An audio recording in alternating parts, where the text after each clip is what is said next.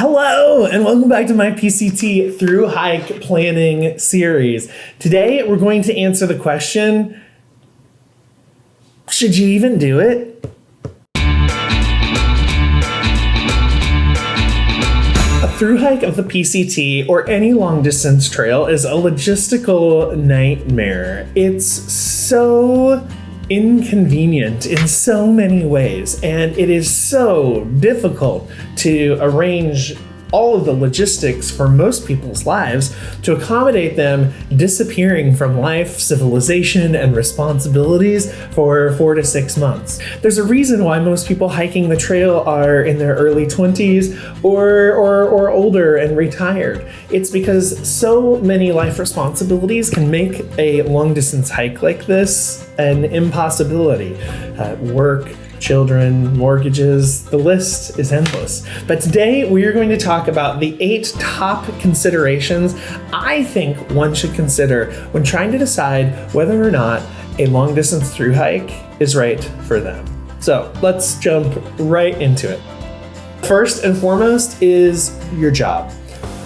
Are you in a position where you can either take a leave of absence, quit, and find a new job after, or some other unique solution?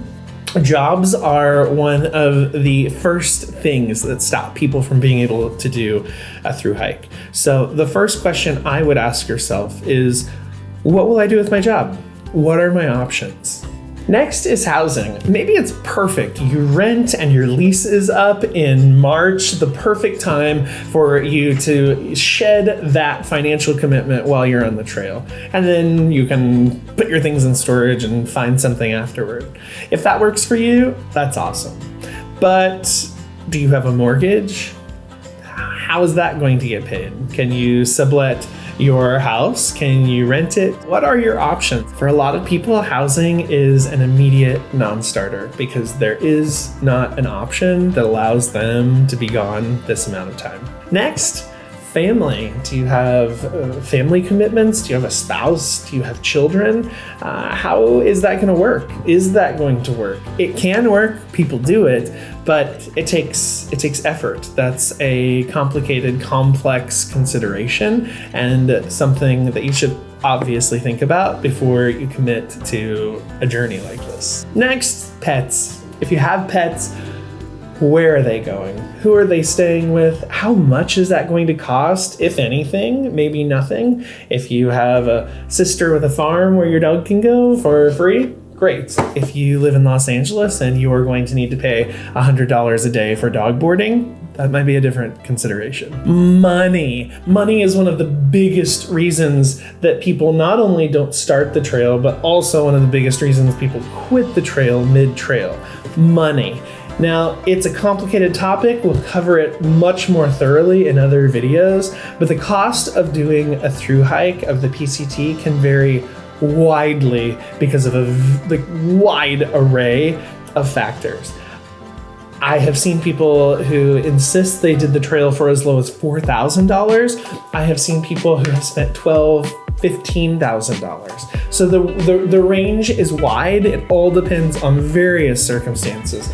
You know, how you travel, how many hotels you're going to be in, just so many factors. So it's really important to identify a budget early, which you inevitably will exceed, but it's really important to know what your budget is and how your expenses are going to look before you commit to doing a long distance hike like this. Next, physical fitness. If you are able to walk easily and comfortably, you can probably do the PCT. So some people start the trail with no training whatsoever. They start absolutely cold, and a lot of them are successful. You can absolutely do that.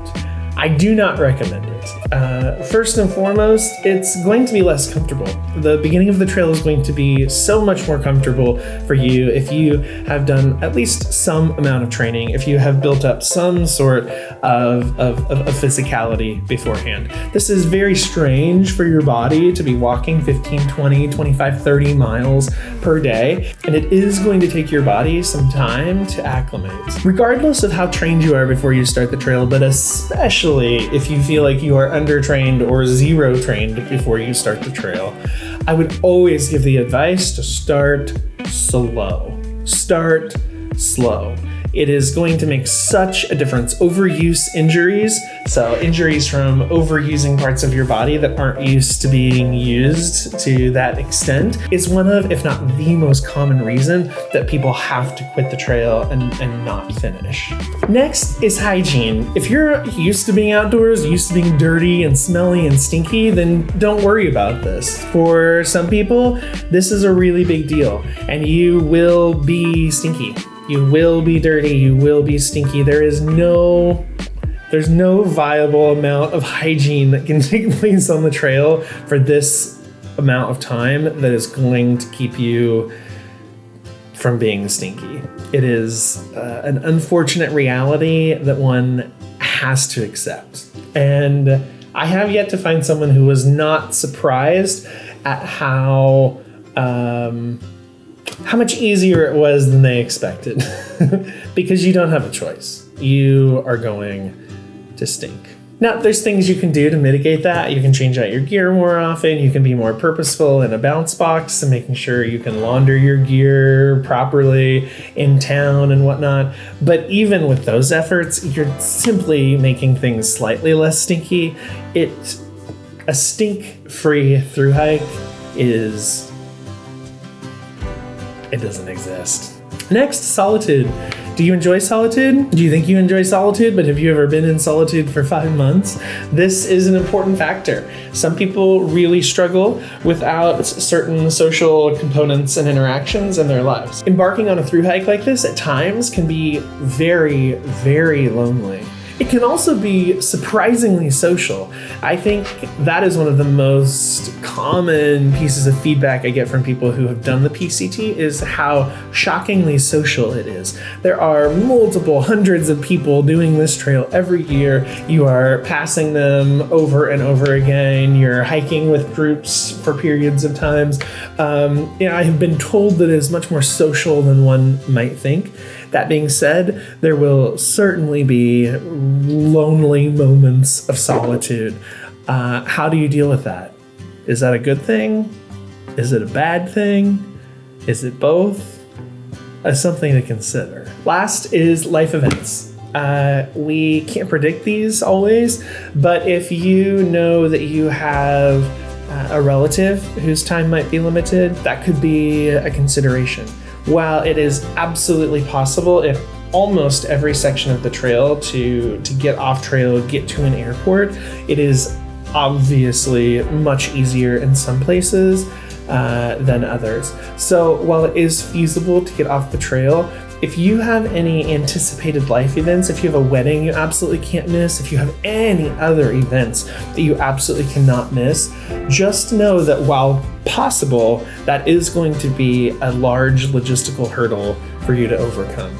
Even if you don't plan for life events, they happen. It is so common for people to have to unexpectedly leave the trail due to a death in the family or a pet dying or some other similar tragedy. So just consider whether or not you are more likely than the average person to have to leave the trail. And if so, that's something to consider. So those were the top 8 things I considered when I was trying to decide if I should hike the PCT. What other considerations do you think should have been on the list? Leave them in the comments, and don't hesitate to check out the rest of my PCT thru hike planning series. Want to watch another video? Click here. Want to learn more about my upcoming trips? Click here. Want to subscribe and like all my videos and turn those bell notifications